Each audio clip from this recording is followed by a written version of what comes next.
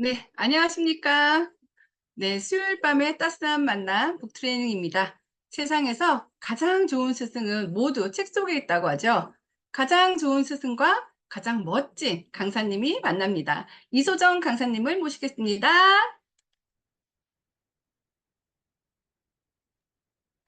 네, 안녕하세요. 네, 네, 7월 한 달간 사람을 남기는 관계의 비밀이라는 책으로 여러분들과 함께할 이소정입니다. 반갑습니다. 네, 이 책에 대한 서평이 좀 좋아서인지 이미 이 책을 읽고 있는 분들이 굉장히 많으시더라고요. 그래도 혹시 오늘 이 책을 읽지 못하신 분들이 있다면 좀 귀를 쫑긋 하시고 현재 본인들의 인간관계에 대해 그리고 앞으로 만들어질 인간관계에 대해 한번 좀 생각해 보시면서 이 이야기를 좀 들어보시면 좋을 것 같습니다. 네, 이 책의 저자인 김대식 님은요. 대한민국 각계 오피니언 리더들이 인정하는 사람 부자라고 하는데요.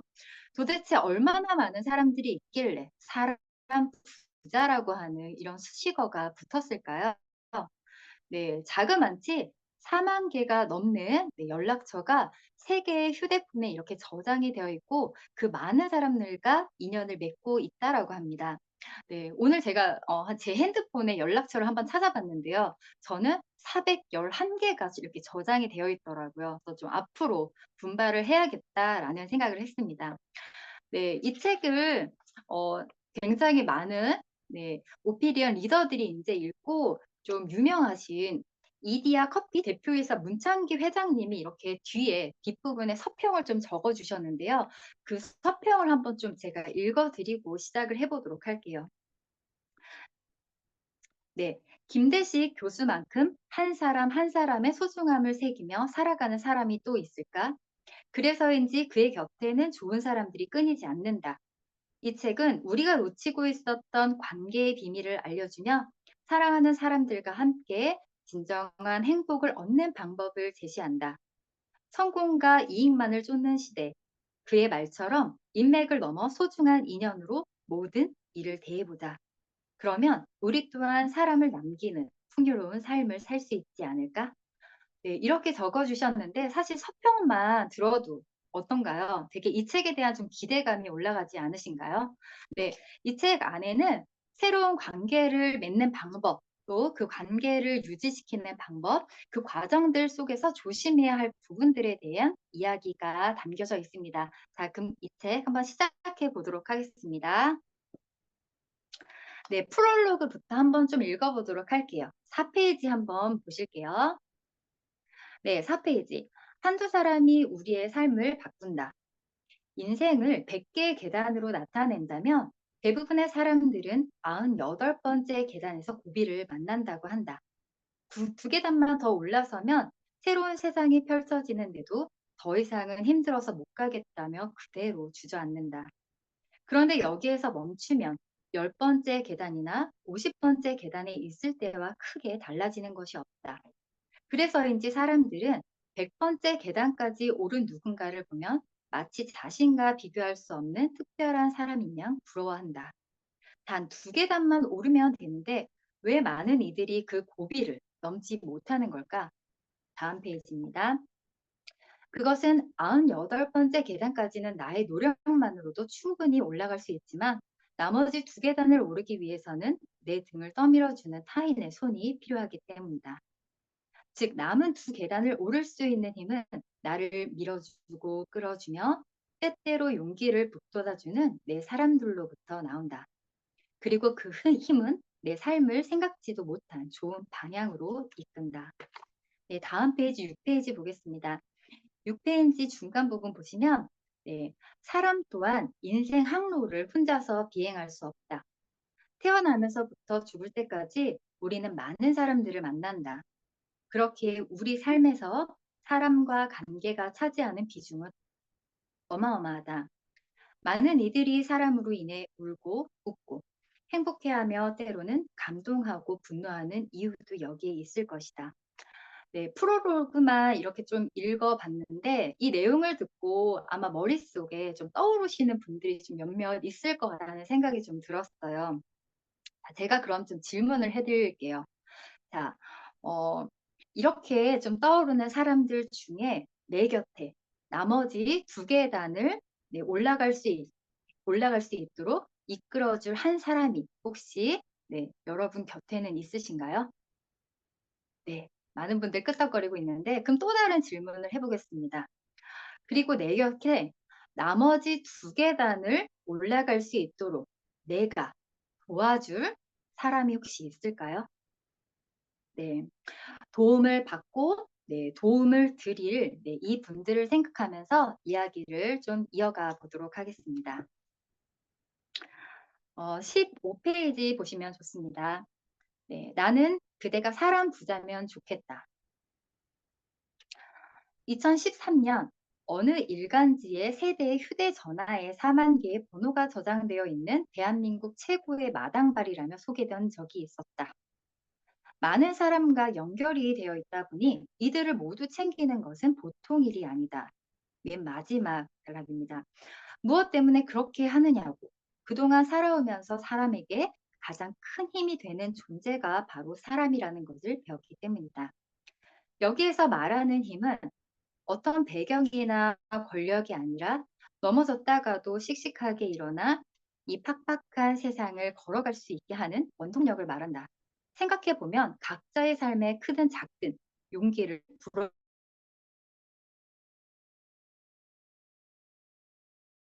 나에게 이 되어준 사람은 이제는 이름도 기억나지 않는 하숙집 딸이다. 찢어지게 가난한 집에서 태어난 탓에 부모님의 도움을 받지 못하고 하숙집에서 생활하던 시절 하숙비가 밀려서 연탄을 넣어달라는 말을 못하고 그저 이불을 뒤집어 쓰고 밤이 빨리 지나가기를 기다릴 뿐이었다. 다음 페이지입니다. 그때 하숙집 따님이 찾아와 아버지 몰래 연탄을 한 장 넣어드릴 테니 걱정 말고 공부나 하세요 라며 말을 건넸습니다. 그 마음 씀씀이가 어찌나 고마웠던지 듣자마자 눈물이 핑 돌았다. 그때 그에게 받은 연탄 한 장은 나로 하여금 남보다 조금 더 빨리 사람의 소중함을 깨우치는 계기를 마련해 줬다.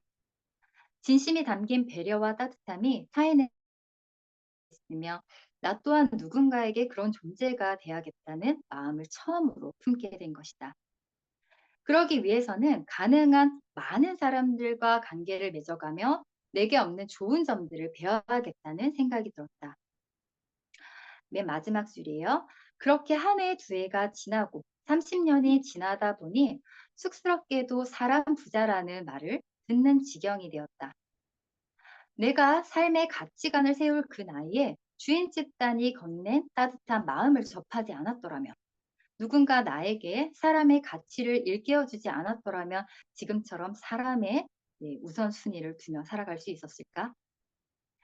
고비마다 구비마다 나를 잡아주고 격려해준 많은 사람들, 그리고 그들과의 관계가 있었기에 지금 나는 충분히 행복합니다 라고 말할 수 있게 된 것이다. 다시 말하자면 이는 내가 뛰어나서가 아니라 나와 함께 손을 잡고 걸어온 이들 때문이다. 아랫줄입니다. 사람 부자도 좋지만 그래도 돈이 많은 부자가 더 좋지 않느냐라고 이렇게 되묻는 이도 있는데 돈이 적다는 것은 당장 쓸 수 있는 경제적 자원이 빈약하다는 것일 뿐 나중에 삶은 어떻게 될지 아무도 모른다. 맨 아랫줄이에요. 사람이 모여들지 않는 인생, 사람이 다가오지 않는 인생은 그 앞날이 어찌 될지 모른다.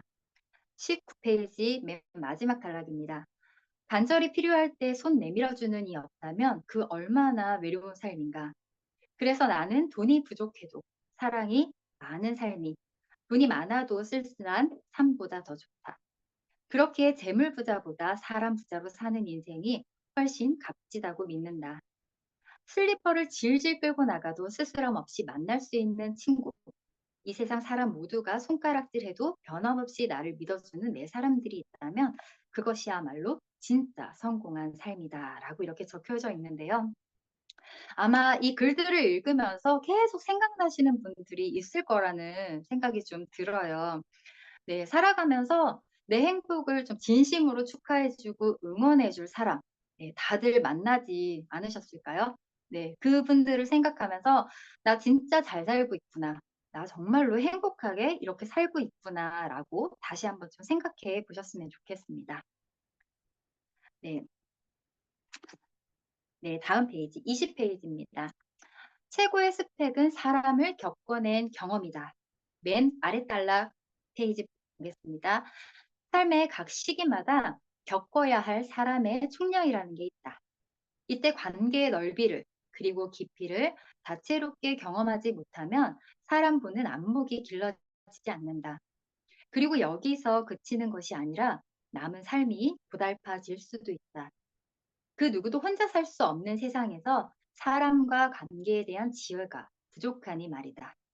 21페이지 맨 아래 단락입니다.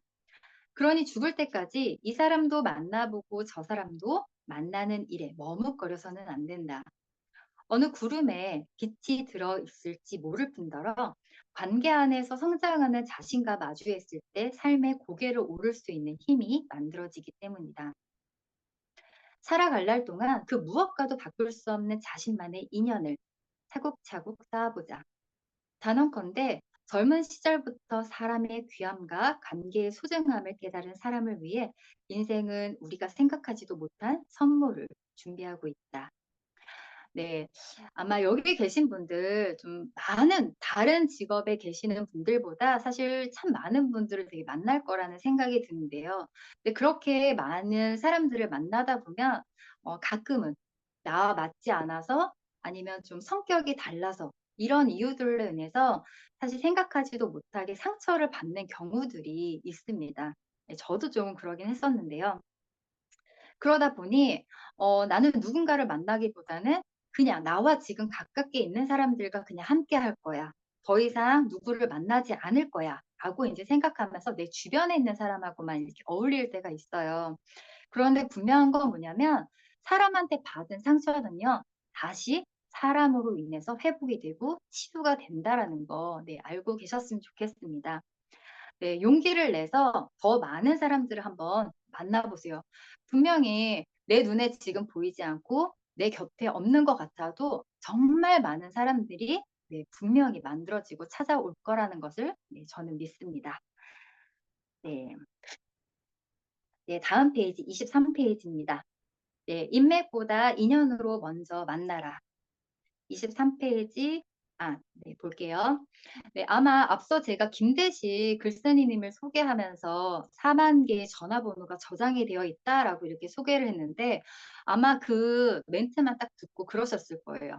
나는 이런 사람하고는 단 5분도 깊이 있게 대화를 못 하겠다. 이렇게 많은 사람을 알고 있는데 언제 나하고 연락을 하겠어? 언제 나하고 얘기를 하겠어? 라고 아마 생각하시는 분들이 계실 텐데요.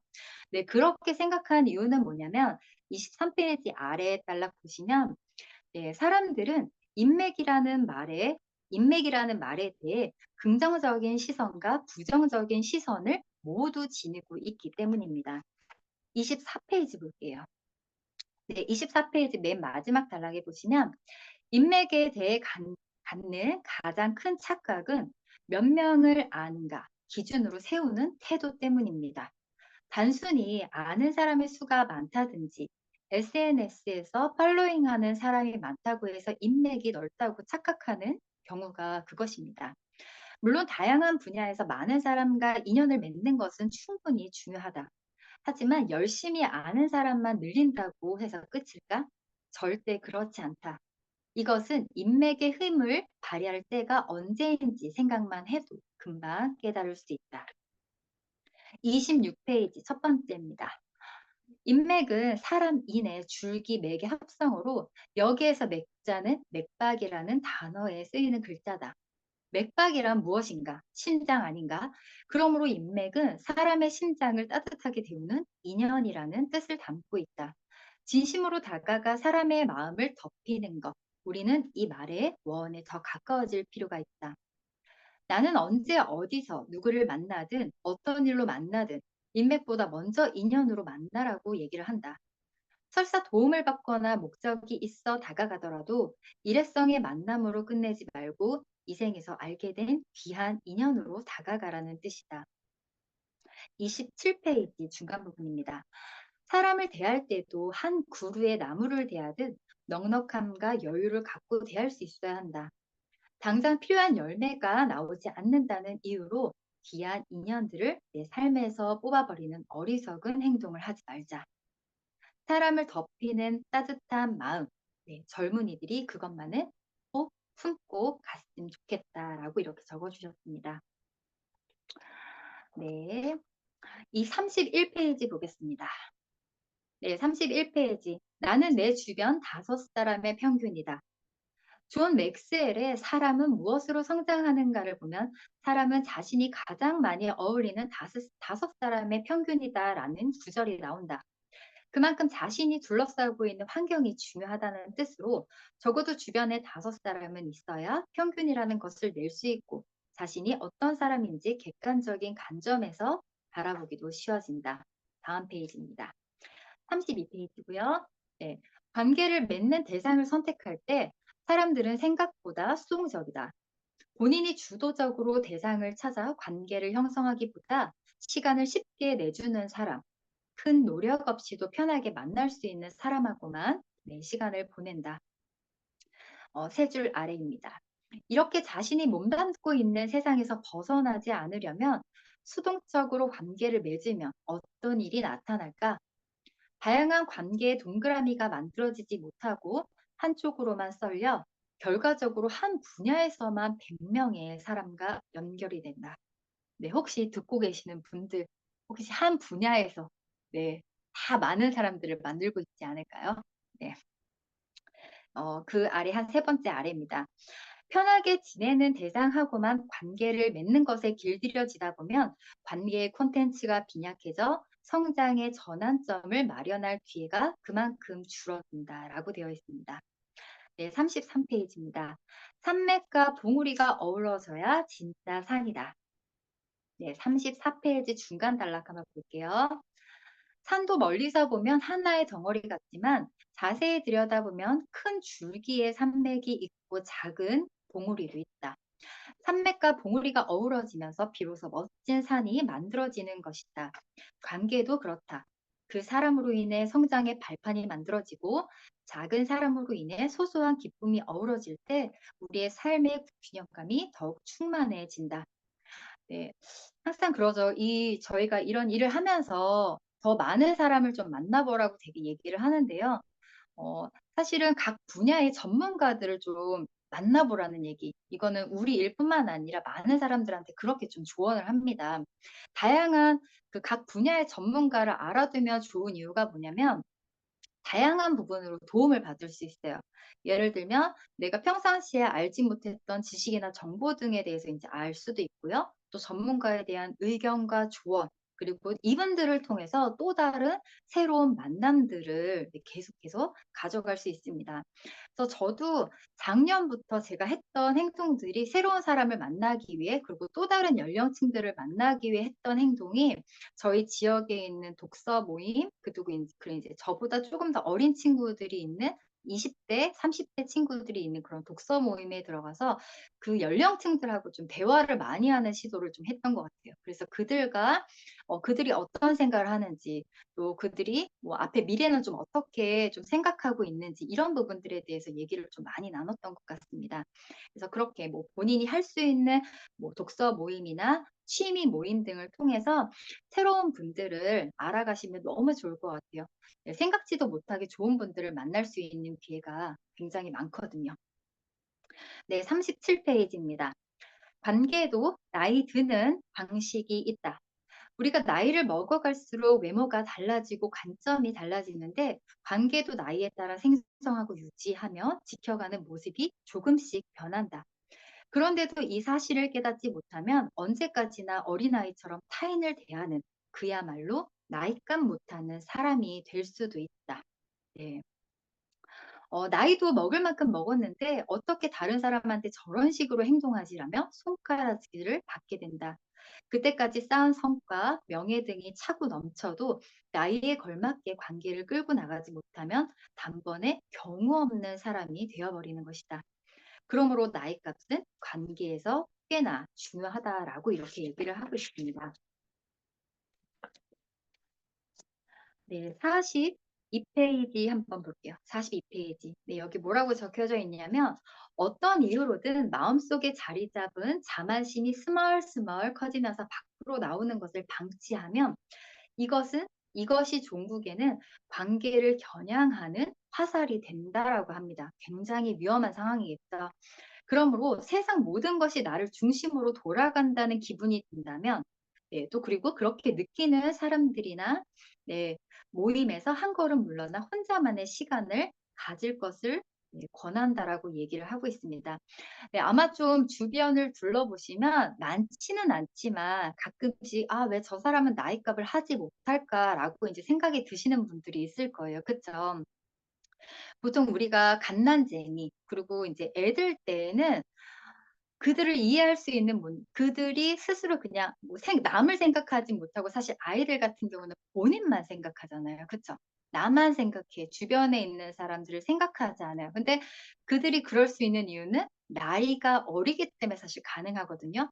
근데 우리가 나이를 먹으면서 또 성인이 되면서 바뀌어야 되는 부분은 뭐냐면, 그때부터는 남을 생각할 수 있는 그리고 자세, 그다음에 내가 뱉은 말에 책임을 질 수 있는 자세, 그리고 내가 맡은 일에 최선을 다할 수 있는 그 자세가 바로 내 진정한 나이 값을 하는 어른이지 않을까 싶습니다.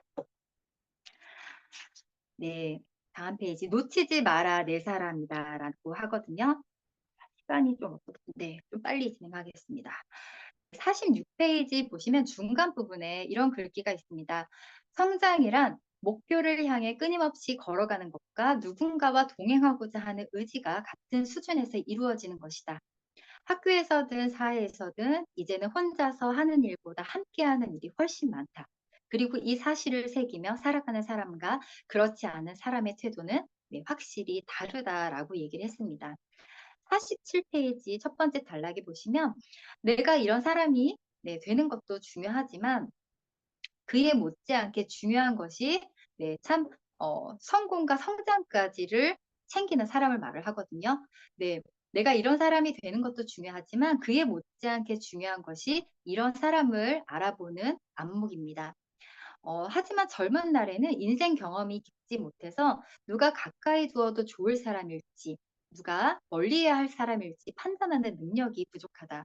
그러므로 이 사람 정도며 함께 가도 믿을만 하다라는 판단한 눈을 길러 뒀다가 내 곁에 나타난다면 놓치지 말자라고 이렇게 적혀 있어요. 지금 내가 만약에 사람을 보는 눈이 조금 부족하다라고 생각이 드신다면 지금 함께 하고 계시는 스폰서님들 계시죠? 네, 그분들은 사람에 대한 경험이 많습니다. 그래서 그분들과 함께, 네, 스폰서님의 안목을 좀 믿어보시고, 네, 그 스폰서님과 함께 내 사람들을 좀 찾아보시면 좋을 것 같습니다. 네, 바로 아래. 이런 사람 평생 가져라. 그럼 어떤 사람이 평생 같이 갈 수 있을까? 또 가져가야 할 사람일까? 첫 번째를 뽑는다면 필요할 때 손해를 볼 줄 아는 사람이다. 네, 48페이지입니다. 첫 번째 줄이고요. 이런 사람은 서로 간에 일어나는 서운함이나 갈등, 그리고 박탈감처럼 불편한 감정도 현명하게 대처해 옆에 있는 사람까지도 성장할 수 있도록 돕는다. 두 번째는 먼저 웃는 사람이다. 거울은 절대 먼저 웃지 않는다. 내가 먼저 다가가 환하게 웃어야 거울 속에 나도 비로소 웃어진다. 관계도 마찬가지다. 저 사람이 나에게 호감을 가지고 있을까? 네, 이런 생각을 하며 신경이 곤두서 있을 때 상대가 먼저 와서 인사를 건네면 그것만큼 고마운 일이 없다. 누구든 타인과 처음 관계를 맺을 때 정도의 차이는 있으나 방어벽을 쌓는다. 그런데 이런 벽을 쌓지 않으면서 먼저 다가올 줄 안다는 것은 기본적으로 사람에 대한 신뢰를 갖고 있다는 말이 된다. 이런 사람이라면 상황이 흔들리지 않고 그대를 진실하게 묵묵히 응원해 줄 것이다. 네, 49페이지입니다. 네, 피천득 선생님이 후배들한테 남긴 말씀을 좀 읽어드리려고 하는데요. 아마 많이 알고 있는 명언일 거예요. 어리석은 사람은 인연을 만나도 몰라보고 보통 사람은 인연일 줄 알면서도 놓치며 현명한 사람은 옷깃만 스쳐도 인연을 살려낸다라고 말합니다. 나를 성장시키고 큰 사람으로 만들어줄 이들을 만나는 것은 그 무엇과도 바꿀 수 없는 행운이다. 그러니 내 귀한 사람들 절대로 놓치지 말자라고 이렇게 되어 있습니다. 네, 내 귀한 사람들 많으실 거예요. 그쵸? 그리고 안타깝게 놓쳤던 나의 귀한 사람들, 네, 다시 한번 나의 진심을 그리고 또 당신의 소중함을 표현해 줄 수 있는 용기를 좀 가져보면 어떨까 싶습니다. 그리고 조금은 오글거릴 수도 있고 조금은 민망할 수도 있지만 가장 내 곁에 있는 가장 가까운 사람, 네, 바로 사실 가족이겠죠. 남편이 될 수도 있고 와이프가 될 수도 있고 우리 아이들이 될 수도 있고, 네, 일단 저와 가장 가까이 있는 사람들한테 오늘 저녁 이 줌 미팅이 끝나고 난 다음에 감사하다고, 사랑한다라고, 또 고맙다라고 이렇게 표현해 줄 수 있는 여러분들이 되셨으면 어떨까 싶습니다. 네, 오늘 준비한 챕터는 여기까지입니다. 네, 저와 30분간 이렇게 네, 함께 잘 들어주셔서 감사합니다.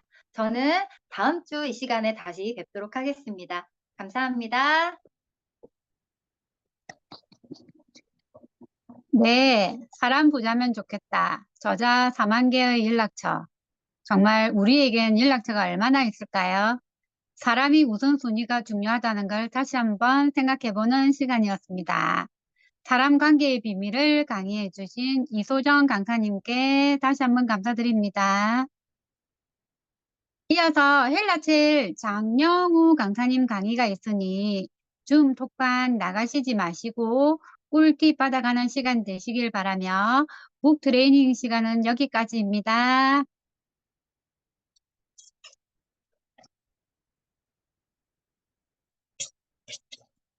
네, 여러분, 안녕하세요. 반갑습니다. 헬라첼 진행의 주아를 인사드리겠습니다. 반갑습니다. 자, 북트레이닝 잘 들으셨죠? 이제 마음의 양식 쌓았으니 이제 몸에 지방을 빼고 근육을 채우는 시간을 가져보겠습니다. 자, 오늘 그룹 헬라체 2기의 2등을 거머쥔 분의 달성 노하우를 듣는 시간입니다. 여러분 기대하셔도 좋습니다. 자, 강사님이 준비하고 계시는데요. 나오실 때 소리는 들리지 않지만 여러분 안에서 큰 박수 해주시면 감사하겠습니다. 장영우 강사님 나와주세요. 아우 감사합니다. 나와주세요. 반갑습니다. 안녕하세요. 방금 소개받은 해피니스팀 강사 장영우입니다. 화면 공유하고 시작하겠습니다.